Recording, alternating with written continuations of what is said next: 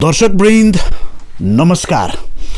कार्यक्रम कमन इस्युमा यहाँलाई हार्दिक स्वागत अभिवादन छ। उपस्थित भएको छु म विमल थापा।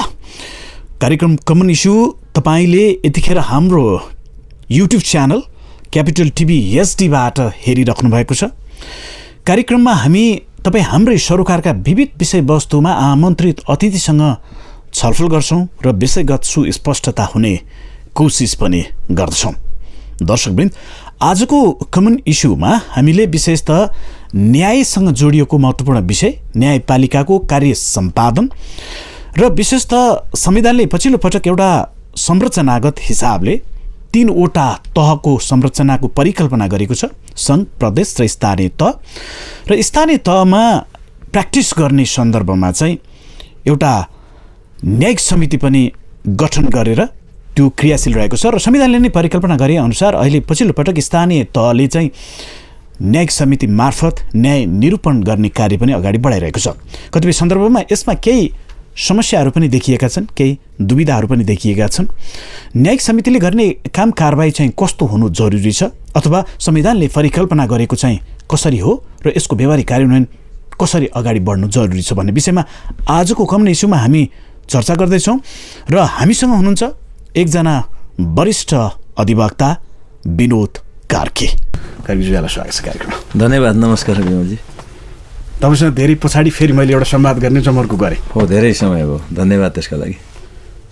अब अहिले तपाईँ एउटा कानुनको विद्यार्थी पनि, कानुनलाई अध्ययन पनि गरिराख्नु भएको होइन, त्यसको बारेमा तपाईँले अब प्र्याक्टिस पनि गरिराख्नु भएको, तपाईँ अब सक्रिय पनि हुनुहुन्छ तपाईँ होइन, र वरिष्ठ अधिवक्ता पनि हुनुहुन्छ। अलिकति सन्दर्भ तपाईँसँग सुरुवात चाहिँ मैले यो गर्न खोजेँ। अब पछिल्लो पटक जस्तो न्यायपालिकाको कुरा गर्छौँ नि हामी, न्यायपालिकाभित्र चाहिँ देखिएका केही त्यस्ता सकारात्मक पक्ष र केही व्यथितिका कुराहरू पनि सार्वजनिक हुन थालेका छन्। तपाईँ एउटा वरिष्ठ अधिवक्ता पनि हुनुहुन्छ। पछिल्लो यो घटनाक्रमहरू जसरी विकसित भएको छ नि, मैले केन्द्रित गर्न खोजेको कुरा यहाँले बुझिसक्नु भएको छ। कसरी हेर्नु भएको छ अथवा कसरी लिन सकिन्छ यो पछिल्लो पटकको न्यायपालिकाको अलिकति सन्दर्भ जोड्दाखेरि चाहिँ हामीले यसलाई कसरी हेर्न सकिन्छ? धन्यवाद विमलजी। अब नेपालको न्यायपालिकाको इतिहास आरोह अवरोह हेर्नु हो भने यो लामो उतार चढावबाट आजको अवस्थासम्म आइपुगेको छ। अब 47 सालमा नयाँ संविधान बनिसकेपछि यसको नियुक्तिको एउटा ढाँचा भयो। त्योभन्दा अगाडि एक किसिमको फर्मेट थियो। अब पछिल्लो दिनमा तपाईँले जुन कुरा मसँग बुझ्न चाहिरहनु भएको छ, पछिल्लो दिनमा विशेष गरी न्यायपालिकामा हुने नियुक्तिहरू सोझो सरोकार यो नियुक्तिमा एकदम सबै पक्षको देखिन्छ। किनभने न्यायालयमा नियुक्ति गर्दाखेरि नै पारदर्शी ढङ्गले योग्य व्यक्तिलाई त्यहाँ लगिएन भने त्यसको असर चाहिँ त्यो तल्लो जनस्तरसम्म पुग्ने हुन्छ। त्यसको पीडा र न्यायालयबाट पाउनुपर्ने कन्सिडरेसन प्राप्त गर्ने कुरामा अवरोध आउने हुन्छ। त्यसो भएको हुनाले सबैभन्दा गम्भीरतापूर्वक न्यायालयमा सोच्नुपर्ने कुरो के हो त भन्दा नियुक्ति गर्दाखेरि न्यायालयको गरिमा, न्यायालयको आस्था, न्यायालयप्रतिको जनआस्था वृद्धि गर्न सक्ने त्यस्तो किसिमको व्यक्तित्वहरूलाई नियुक्ति गरियो भने मात्रै त्यसको प्रतिफल चाहिँ प्राप्त गर्न सकिने हुन्छ। अब अहिले पछिल्लो दिनमा नियुक्तिमा विवादपछि विवाद आइरहेको स्थिति छ। तर यो विवाद के हो त भन्दाखेरि तपाईँको यो इन्ट्रेस्ट ग्रुपहरू धेरै भइसकेपछि विवाद चाहिँ स्वाभाविक हुन्छ। जस्तो मैले तपाईँलाई के भन्न खोजेँ भने नेपालको न्यायालयको स्वतन्त्रतालाई अक्षुण्ण राख्नुपर्छ, न्यायालयको स्वतन्त्रतामा रत्तिभर पनि कतैबाट हस्तक्षेप हुँदैन, हुन सक्दैन भनेर न्यायालयसँग सम्बन्धित सम्पूर्ण पक्ष एक ढिका भएको अवस्थामा विवाद कम हुन्छ। अब एउटा ग्रुपले आफ्नो मान्छे नियुक्ति गर्ने लालसा राख्छ, अर्को ग्रुपले आफ्नै मान्छे छिराउने लालसा राख्छ र राजनीतिक व्यक्तिहरूले आफ्नै मान्छेलाई नियुक्ति दिलाउन प्रयास गर्छ भनेपछि यस्तो इन्ट्रेस्ट ग्रुपहरू बढी भयो भने जुन समूहले आफ्नो व्यक्तिलाई नियुक्ति गर्छ र जसले पाउँदैन उसले स्वाभाविक रूपमा विरोध गर्ने हुन्छ। त्यसको असर चाहिँ जस्तो न्यायपालिकाले भोलि निरूपण गर्ने विषयवस्तुहरूमा अथवा न्याय सम्पादनको पक्षमा चाहिँ यसको प्रभाव चाहिँ पर्छ कि पर्छ? यसको सीधा प्रभाव पर्छ। तपाईँको न्याय निष्पादन गर्ने, न्याय सम्पादन गर्ने जति चुनौतीपूर्ण काम अरू कुनै पनि हुनै सक्दैन। तपाईँको सानो निर्णय, तपाईँको सानो विवेक तलमाथि पर्ने बित्तिकै मान्छे जेल जान सक्छ, मान्छेको सम्पत्ति अतिक्रमण हुन सक्छ, मान्छेका सम्पूर्ण वैयक्तिक स्वतन्त्रताहरू अपहरित हुन सक्छन् थोरै मात्रै न्यायकर्तामा विचलन आएको खण्डमा। त्यसो भएको हुनाले न्याय त यति शाश्वत चिज हो कि त्यो न्याय निष्पादन गर्ने व्यक्तिमा कुनै आग्रह पूर्वाग्रह बिना त्यो एकदमै भनौँ न एकदमै अटोमेटिक जुन कुरो न्याय प्रदान गर्नुपर्ने हो, जुन चिज डेलिभर गर्नुपर्ने हो त्यही मात्रै कल्पना गरिन्छ। तर यस्तो नहोला कि, यहाँबाट यस्तो पो डिसिजन होला कि, अब यस्तो यस्ता किसिमका न्यायाधीशको फरक पो विचारधारा छ कि भन्ने छलफल हुन थाल्यो, भन्ने शङ्का उपशङ्का हुन थाल्यो भने न्यायको परिकल्पना गर्न सकिन्न। त्यस कारण त्यसको प्रारम्भिक शर्त भनेकै न्यायपालिकामा नियुक्ति गर्दा त्यस किसिमका व्यक्तिहरूलाई लैजानुपर्छ। यो न्यायपालिकाको स्वार्थ हो, कुनै पनि समूहको, कुनै पनि व्यक्ति विशेषको स्वार्थको कुरै होइन। यो चाहिँ जस्तो यो हुन सक्छ कि सक्दैन, मेरो जिज्ञासा सामान्यतया जस्तो हाम्रो जस्तो मुलुकमा अथवा हाम्रो जस्तो समाजमा हामीले कोही पनि व्यक्ति स्वतन्त्र अथवा निष्पक्ष भन्ने परिकल्पना गर्न सक्छौँ? सकिन्छ। नेपालको न्यायपालिकाको इतिहासमा त्यो हामीले राम्रैसँग पाउँछौँ पनि। मैले यहाँ यो जोड्न खोजेँ, जस्तो जब उहाँलाई भूमिकामा जिम्मेवारीमा चाहिँ जस्तो न्यायपालिकाको एउटा जिम्मेवारीमा उहाँलाई सुम्पिन्छ, त्योभन्दा अगाडिको कुरा मैले गर्न खोजेँ। त्योभन्दा अगाडि त्यस्तो खालको व्यक्ति पाउन सकिन्छ अहिले हाम्रोमा? तपाईँले भन्न खोजेको मैले बुझेँ विशेष गरी राजनीतिक अलाइनमेन्टको कुरा हो। नेपाली नागरिक सबैको कुनै न कुनै पोलिटिकल अलाइनमेन्ट छ।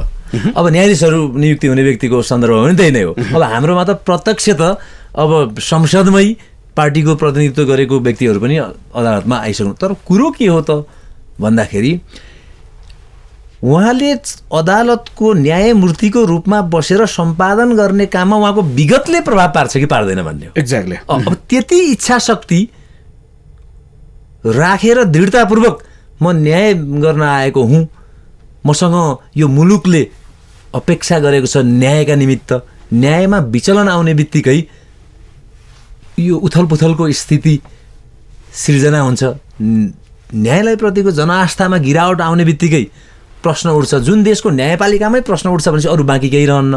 त्यसो भएको हुनाले यो सैद्धान्तिक रूपमै के हो त भन्दाखेरि मैले विगतमा जस्तो सुकै भूमिका निभाएको भए पनि जुन दिनदेखि म अदालत प्रवेश गरेँ र मेरो भूमिका न्यायमूर्तिको भूमिका हुन्छ, मबाट न्याय प्रदान गर्नुपर्ने हुन्छ र मलाई विगतका कुनै पनि कुरा मात्र होइन भविष्यबाट कुनै पनि कुराले अनावश्यक रूपमा विचलन पैदा गर्दैन, म दृढतापूर्वक उभिन्छु भन्न सक्ने व्यक्तिले आफ्नो भूमिका निभाउन सक्छन् नै।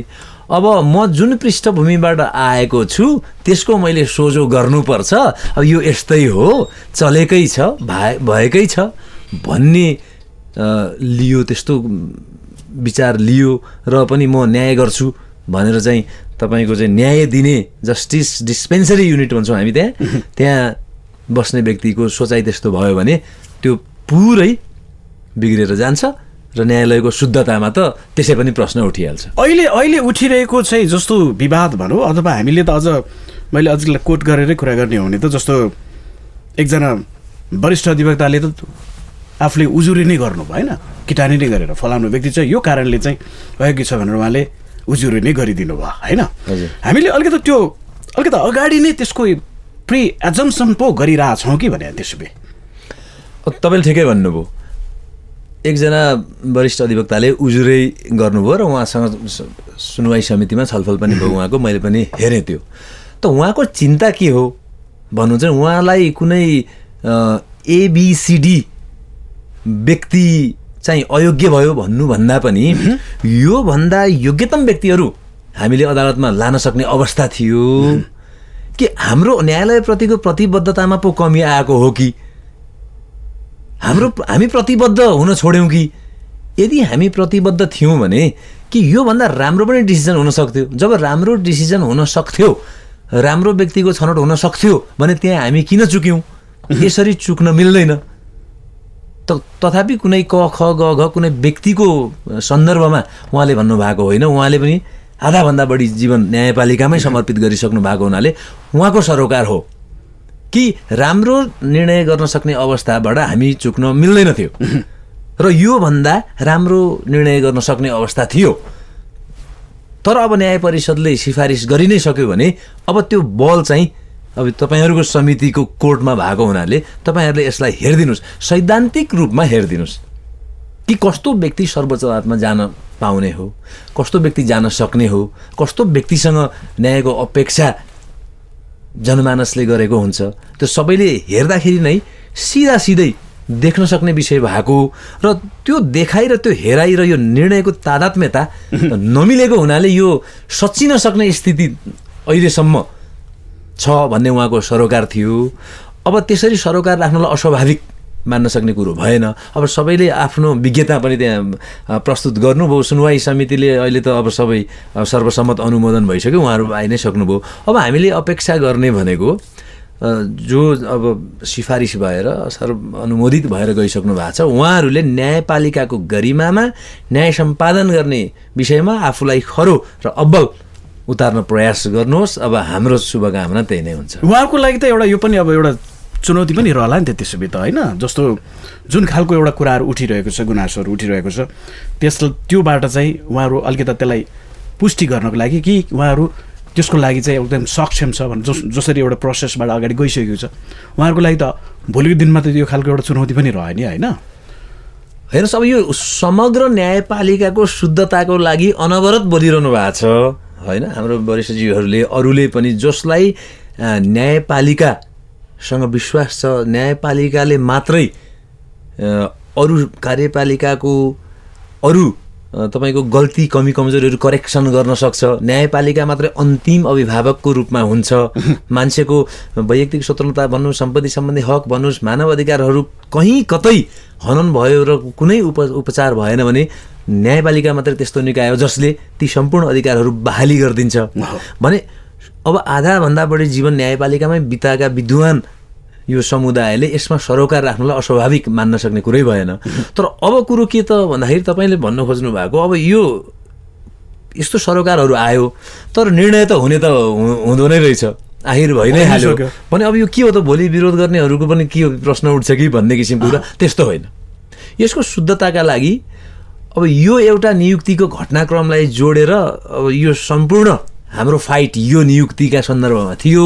अब यो नियुक्ति भएपछि यो विरोध गर्नेले हार्यो, अब चाहिँ यसको समर्थन गर्नेले जित्यो भन्ने यो विषय नै होइन। यो अनवरत उठिरहेको छ। उहाँहरूले भोलि आफूलाई अब्बल रूपमा साबित गर्न पनि सक्नुहुन्छ र यही कुरा पछि पनि एप्लाई हुन्छ। अब भोलि फेरि त्यस्तै नियुक्ति हो भने त्यो सरोकार हामी सबैले राख्नै पर्ने हुन्छ। अब फेरि त्यति मात्रै होइन, फेरि भोलि राम्रा किसिमका नियुक्तिहरू भयो, पारदर्शी ढङ्गबाट भयो, जो अहिले तपाईँको मिडियामा आए जस्तो र थोर बहुत हामीले अनुभव गरे जस्तो सबैले खल्तीबाट मात्रै आफ्नो खल्तीबाट उम्मेदवारहरू झिक्ने परिपाटीको अन्त्य भयो र सबैले बाहिरबाट हेर्दाखेरि ओहो यो त राम्रो छनौट प्रक्रिया अवलम्बन गरियो भन्ने अवस्था आयो भने सबैले त्यसको प्रशंसा पनि गर्नुपर्ने हुन्छ। त्यसो भएकोले यो न्यायपालिकाको शुद्धताका लागि हुने अनवरत प्रक्रिया हो। यो विरोध समर्थन चलि नै रहन्छ, चलि नै रहनु पनि पर्छ। तर यो कुनै एउटा निश्चित नियुक्ति कुनै एउटा निश्चित व्यक्तिको सन्दर्भमा मात्रै घुमेर यो इस्यु सकियो भन्ने किसिमको कुरो चाहिँ होइन। अलिकति म तपाईँलाई सन्दर्भ अब बदल्न खोजेँ मैले। हामी राष्ट्रिय विषयवस्तुबाट अलिकता अब हामी सङ्घीय संरचनामा गइसके पछाडि पछिल्लो पटक अब यो तीनवटा संरचनाको बिचमा सहकार्य समन्वयको कुराहरू चाहिँ जसरी परिकल्पना गरेको छ अहिले संविधानले, तीनवटा तह मध्येमा चाहिँ अहिले जनतासँग अथवा नागरिकसँग चाहिँ प्रत्यक्ष सरोकार राख्ने अथवा ठोकिने भनौँ न सरकार भने चाहिँ फेरि स्थानीय तह हो। त्यहाँ पनि मैले अलिकति यो न्यायपालिकाको कुराहरू जोड्न खोजेँ। परिकल्पना कस्तो गरिएको छ भने जस्तो निर्वाचित जनप्रतिनिधि मध्येकै प्रतिनिधिहरूको एउटा न्यायिक समिति पनि गठन भएको छ। यो न्यायिक समिति अब यो क्रियाशील हुन थालेको करिब करिब अब 2 वर्ष हुन लाग्यो भनौँ, 20 महिनाको अवधि भयो। तपाईँले के पाउनु भएको छ, यो यसको प्रभावकारिता कस्तो पाउनु भएको छ तपाईँ एउटा वरिष्ठ अधिवक्ताको हिसाबले समग्रतामा? अब अहिले परिस्थिति अनुसारको असाध्यै सान्दर्भिक प्रश्न तपाईँले राख्नुभयो विमलजी। यो विषय वास्तवमा अलिकति भेग नै विषय छ कि हामी नयाँ शासकीय स्वरूपमा गयौँ, नयाँ राज्य संरचनामा गयौँ, 3 तहको सरकारको हामीले चाहिँ प्रावधान राख्यौँ। त्यसमा तिनै तहको सरकारले चाहिँ निर्वाचन भइसके पछाडि आफ्नो काम गरिरहनु भएको छ। स्थानीय चुनाव त झन्डै 2 वर्ष भइसक्यो तपाईँले भन्नुभयो। अब यहाँ समस्या कस्तो थियो भने तपाईँ नयाँ सङ्घीय संरचनामा गइसकेपछि हाम्रा मुद्दा छिन्ने मेकानिजमहरू के हुन्छन्, तिनको लागि हामीले कसरी कानुन निर्माण गर्छौँ, मुद्दा छिन्ने प्रक्रिया के हुन्छ, कस्तो प्रकृतिको मुद्दा कसले फैसला गर्ने हो, कुन प्रकृतिको मुद्दा कुन निकायले हेर्ने हो, यो सबै कुराहरूमा एक्सर्साइज भइसकेको थिएन। हामी पोलिटिकल मुभमेन्टमा थियौँ र अब यो राजनैतिक विजयको एउटा पराकाष्ठ थियो। हामीले कल्पना गरेका सम्पूर्ण उन्नत किसिमका व्यवस्थाहरू हामीले पायौँ कि त्यति बेला। तर त्यस्तो हुँदाहुँदै पनि तपाईँको स्थानीय निकायको निर्वाचन भइसकेपछि 7-8 महिना झन्डै 1 वर्षसम्म कसरी काम गर्ने भन्ने अन्यल भयो। कसरी काम गर्ने भन्ने अन्यल भयो। अब तपाईँले भन्नुभएको न्यायिक समिति छ जुन, त्यो न्यायिक समिति भनेको वास्तवमा त्यो जुडिसियरीकै पार्ट हो कि, त्यो न्यायपालिका नै हो कि। त्यो न्याय दिने भन्ने बित्तिकै त्यो जुडिसियल बडी हो त्यो न्यायिक समिति। अब हामीले सर्वोच्च अदालतमा उच्च अदालतमा न्यायाधीश नियुक्ति हुँदाका कुराहरू अलिकति चर्चा गऱ्यौँ कि योग्य मान्छे जानुपर्छ, मेरिटका आधारमा हुनुपर्छ भन्यौँ हामीले। तर मुद्दा त स्थानीय निकायमा न्यायिक समितिले पनि छिन्नुपर्छ फेरि। तर त्यहाँ त तपाईँको जनताको भोटबाट इलेक्टेड निर्वाचित भएर आउने उपाध्यक्षले न्यायिक समितिको चाहिँ संयोजन गर्नुपर्ने व्यवस्था गऱ्यौँ हामीले।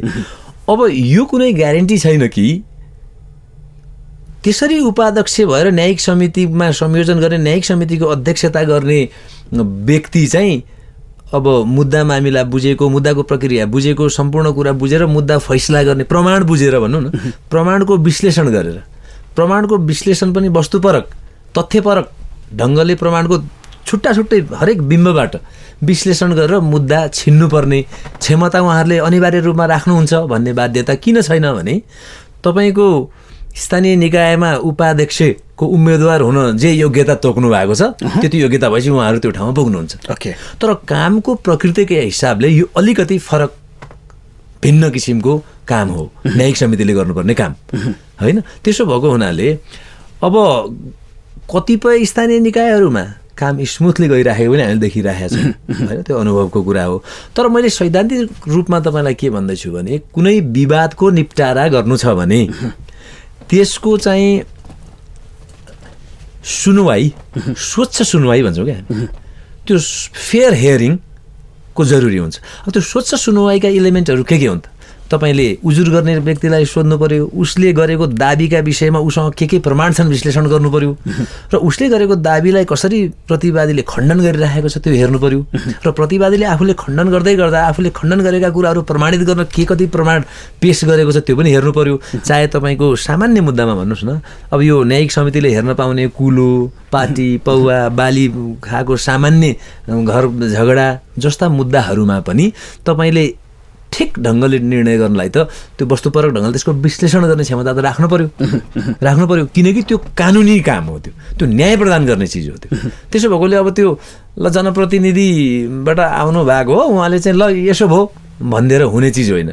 किन होइन भने त्यो त स्थानीय निकायको त न्यायपालिका नै हो नि त। त्यसो भएको हुनाले त्यसमा असाध्यै गम्भीर बन्नुपर्ने आवश्यकता छ।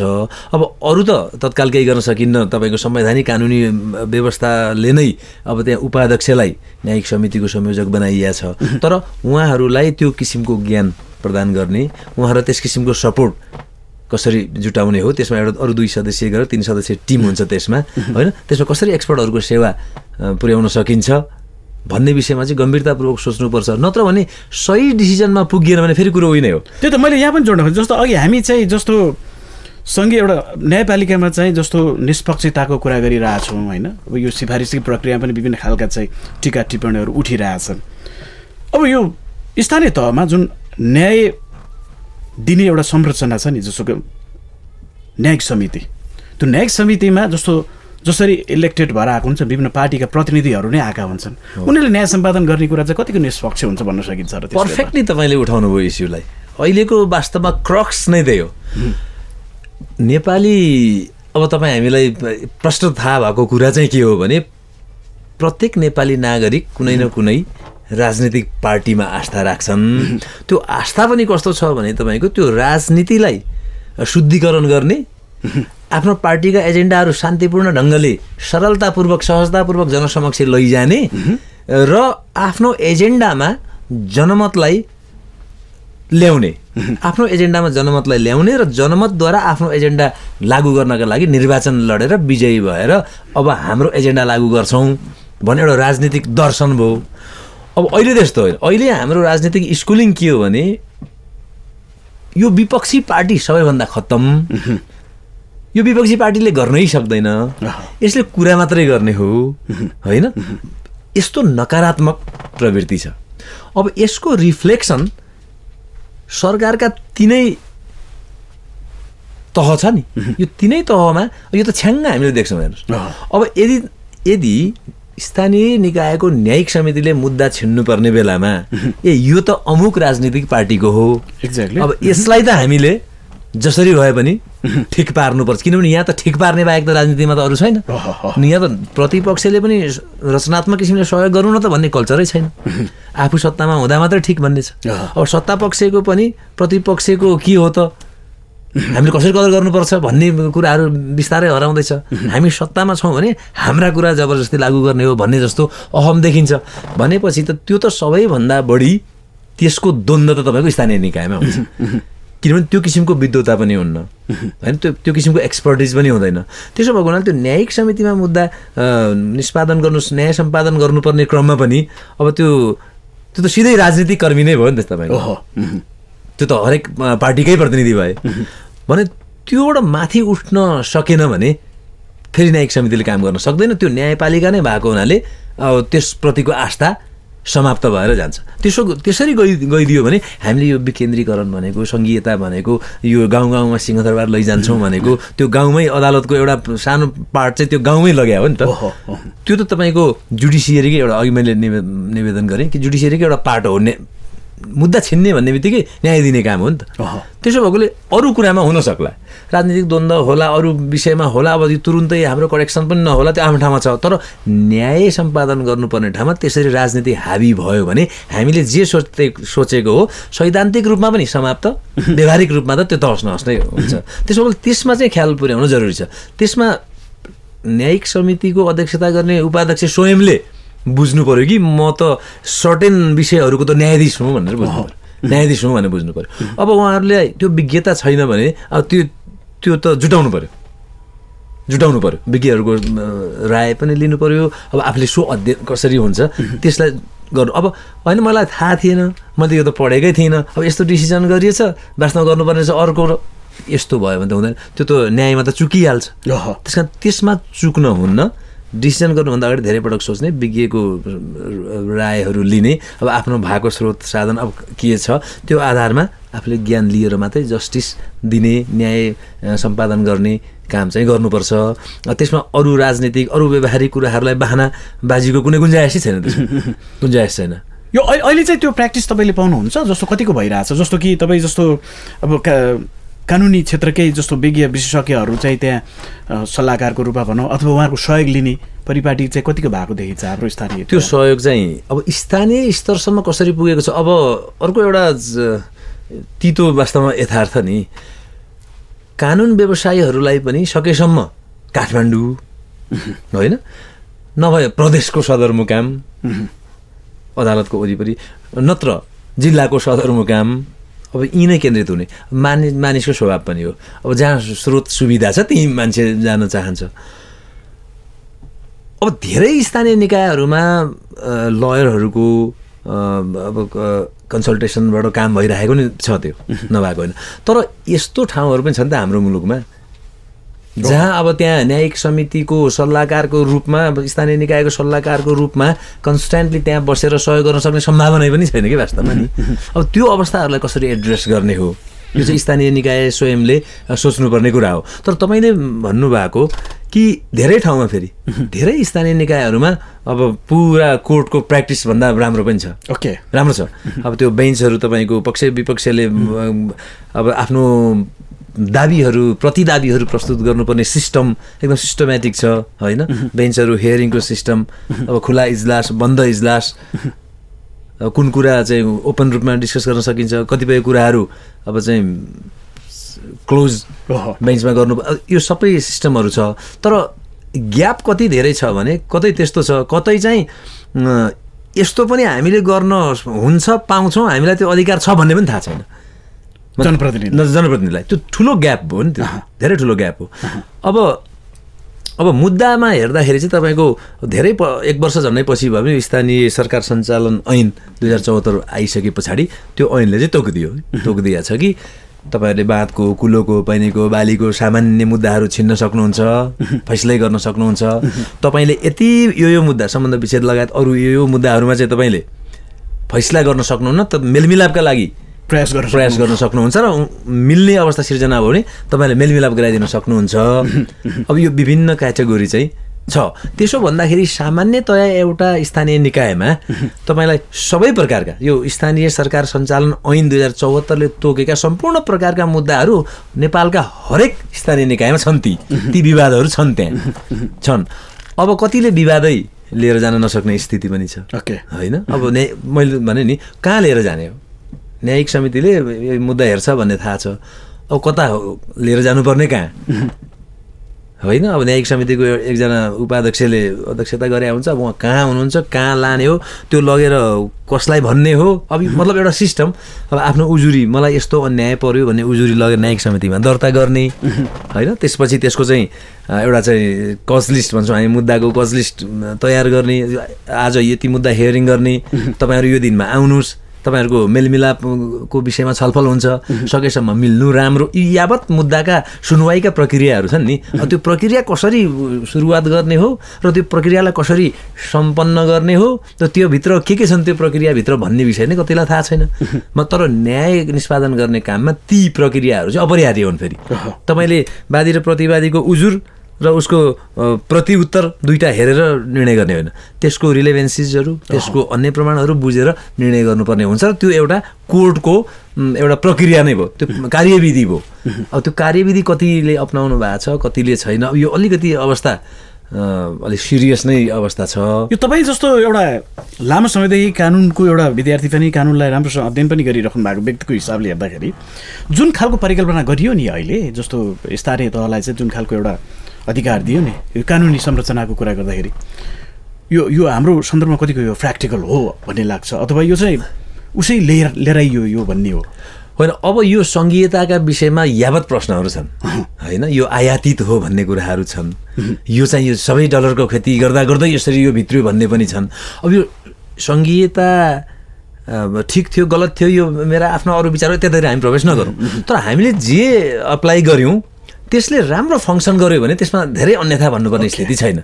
किन छैन भनेदेखि रामेछाप जिल्लाको, मेरो जिल्ला भएकोले मैले उद्धृत गरेँ, रामेछाप जिल्लाको एउटा दुर्गम गाउँबाट एउटा सामान्य मुद्दामा विवाद भएको स्थितिमा 3 दिन चाहिँ तपाईँको जिल्ला सदरमुकामसम्म पुग्नै लाग्छ। अब तपाईँ कल्पना गर्नुहोस्, एउटा गरिब परिवारको सदस्य त्यहाँमाथि उसलाई अन्याय परेको छ र त्यो अन्याय म चाहिँ रेकर्ड गराउँछु, म न्याय माग्छु भनेर उसलाई पुग्नै 3 दिन लाग्छ। र त्यसपछि त्यहाँ तारिखमा बस्ने यावत प्रक्रियाहरू छन्। हेर्नुहोस्, अब त्यो सबै भ्याउनु पर्यो, कति दुरूह, कति महँगो, यो कल्पनै गर्न सकिन्न। अब ती प्रकृतिका मुद्दाहरू आफ्नो घर अगाडि एउटा दक्ष न्यायिक समितिले छिन्दिन्छ, उसले एउटा निर्णय गरिदिन्छ भन्यो भने त्यसको लाभग्राही त सम्पूर्ण सर्वसाधारण जनताहरू नै हुन् नि। त्यसमा हामीले अन्यथा भन्नुपर्ने कुरै छैन। र यो प्रिन्सिपल्ली केबाट गाइडेड भन्दाखेरि हामीले भन्छौँ नि, सिंहदरबारलाई गाउँमा लैजान्छौँ, सिंहदरबारलाई गाउँमा लाने। सुन्दा पनि यो कर्णप्रिय छ, होइन? सिंहदरबारमै मात्रै बसेर नीति नियम बने, गाउँको कसैले हेरेन, भ्रष्टाचार भयो, अब अन्याय अत्याचार नातावाद कृपावाद सबै सिंहदरबारभित्र भयो। त्यस कारण हामी सिंहदरबारलाई गाउँमा लान्छौँ भने होइन हो। अब गाउँमा कति लगिएन, होइन? संविधान र कानुनमा मात्रै लग्यो या व्यवहारमा पनि लान मद्दत गरिराखिया छ, यो त एउटा बाटो होला। तर यो स्थानीय निकायलाई दिइएको अधिकार र यो न्यायिक समितिको परिकल्पनाहरूलाई अन्यथा भन्नुपर्ने, यसले काम गर्दैन, यो डिस्फङ्क्ट हुन्छ यो भन्ने स्थिति चाहिँ होइन। यो काम गर्ने ठाउँमा चुस्त ढङ्गले काम पनि गरिरहेछ र सिद्धान्त त यो सही विषयवस्तु पनि हो कि वास्तवमा, यो अन्यथा चाहिँ होइन। यो अन्त्यमा हेर्नुहोस्, अब हामी कार्यक्रमको अन्त्यमा छौँ। हुन त यो धेरै लामो एउटा सन्दर्भ पनि हुनसक्छ, हामीले छलफल गर्ने विषय हुनसक्छ। अहिले यो हामी जति समय हामीले यसलाई प्र्याक्टिस गरिरहेछौँ नि स्थानीय तहमा हाम्रो न्यायिक समितिका कार्य सम्पादनहरू हेर्दाखेरि हामी कतिको आशावादी हुन सक्ने अवस्था छ अहिले जो जनशक्तिको कुरा गर्दा अथवा जो चाहिँ भूमिकामा त्यहाँ आउनु भएको छ उहाँहरूको कार्य सम्पादनको हिसाबले हेर्दा अथवा लाभग्राहीहरूले पाएको जुन खालको एउटा रेस्पोन्स छ नि त्यो सबै हेर्दाखेरि चाहिँ हामी कतिको आशावादी हुन सक्ने अवस्था छ? यसमा आशा गर्न सक्ने प्रशस्त सम्भावना छ। आशा गर्नुपर्छ। अब यसबाट तपाईँलाई ब्याक हुने भनेको यसबाट ब्याक हुने भनेको त्यत्तिकै हुँदैन। यो संवैधानिक कानुनी व्यवस्था अन्तर्गत यसलाई त संस्थागत बनाउने, यसलाई चाहिँ चुस्त बनाउने होइन, सबै कुराबाट सम्पन्न बनाउने र न्याय सम्पादन गर्न योग्य बनाउने, त्यसमा कोसिस गर्ने हो। आशा गर्न किन सकिन्छ भन्दाखेरि तपाईँको स्थानीय निकायको निर्वाचन भइसकेपछि अहिले त स्थानीय निकायहरू स्वायत्त छन्, उनीहरूसँग प्रशस्त बजेटहरू छ, उनीहरू आफैले पनि तपाईँको फन्ड जेनेरेट गर्न सक्छन्, आफै नियम कानुन बनाउने होइन, आफै आय आर्जन गर्ने, आफै कर उठाउने सम्पूर्ण अधिकार भइसकेपछि उहाँहरूले के बुझिदिनु पर्यो त भन्दाखेरि यो हामीले जति रिसोर्सेसहरू जुटाउँछौँ त्यसको केही महत्त्वपूर्ण अंश यो न्याय सम्पादन गर्ने काममा हामीले लगाउनु पर्यो। त्यसका निमित्त तालिम गर्नुपर्ने हो कि त्यसका निमित्त एक्सपर्टहरूको राय लिनुपर्ने हो कि भनेर बुझिदिनु पर्यो। र त्यति भइसकेपछि स्थानीय निकायको सचिवालय जुन कार्यपालिका जुन छ नि, गाउँको नगरको कार्यपालिका जुन छ, त्यहाँभित्र सरकारी कर्मचारीहरू पनि हुनुहुन्छ स्थानीय तहमा। अहिले समायोजन भएर जानुभएका स्थानीय तहका कर्मचारीहरू पनि हुनुहुन्छ। तपाईँको त्यो नियम र न्यायिक समितिको अधिकार हेर्ने हो भने असाध्यै सरल छ, असाध्यै सरल छ। सानातिना विवादहरू उहाँले छिन्ने हो, मतलब एउटा मात्रै छलफल भयो भने पनि यो चाहिँ यस्तो रहेछ भन्न सकियो। दोस्रो, मेलमिलाप गर्नुपर्छ। मिल्यो भनेदेखि सधैँको लागि समस्या समाधान हुन्छ, मुद्दा चल्यो भने एकपटकको लागि समाधान हुन्छ, फेरि बल्झिन्छ। त मिलापत्र भयो, मेलमिलाप भयो भने सधैँको लागि समाधान हुन्छ भन्ने विषयहरू छलफल गरियो भने त्यो धेरै कम्प्लिकेटेड, धेरै गाह्रो पनि होइन। तर त्यति भन्दै पनि एउटा पद्धति, ठोस पद्धति, न्याय सम्पादन गर्ने ठोस पद्धति, प्रमाण बुझ्ने ठोस कार्यविधिहरू अपनाउनु पर्ने भएको हुनाले त्यो हदसम्म चाहिँ स्रोत साधनको पनि व्यवस्था गर्नु पर्यो र आवश्यक परेको ठाउँमा एक्सपर्टहरूको रायहरू लिएर आफू कसरी त्यो गर्न सक्छु भन्ने हुनु पर्यो। यो पटक यो नयाँ छ नि त, अहिले नै अब झन्डै सन्तोषजनक छ त, धेरै ठाउँमा भयावह स्थिति पनि छ। तर यो बिस्तारै अब अर्को इलेक्सनसम्म आउँदा बिस्तारै प्र्याक्टिस गर्दाखेरि यो स्थानीय निकायहरू सबैले सानातिना स्थानीय तहमा निरूपण गर्ने विषयहरू त्यो छिन्न फैसला गर्न सक्षम हुन्छन् भन्ने लाग्छ मलाई। जस्तो अब हामीले भन्न सक्ने चाहिँ यो रह्यो कि जस्तो यो त अब यो प्रारम्भिक एउटा चरणमै छ नि, हाम्रो यो प्र्याक्टिसको हिसाबले हेर्दाखेरि हामी अझ 2-3 वर्ष जति त अब यो पहिलो फेजबाटै हामी गुज्रिन सक्छौँ, अगाडि बढ्न सक्छौँ र त्यो बिचमा चाहिँ यो संस्थागत हुँदै जान सक्छ भन्ने चाहिँ देखिँदो रहेछ होइन। अब चाहिँ देखिन्छ हामी यो सकारात्मक ढङ्गले नै छ। हुन्छ, यहाँले महत्त्वपूर्ण विचार राखिदिनु भयो, हाम्रो कार्यक्रममा आइदिनु भयो। विशेष त एउटा नयाँ विषयलाई हामीले अलिकति उठान गर्ने कोसिस गरिरहेको थियौँ। स्थानीय तहमा चाहिँ न्यायिक समितिले गर्ने काम कारबाहीहरू कसरी अगाडि बढिरहेको छ भन्ने सन्दर्भमा अलिकति बढी केन्द्रित भयौँ हामी।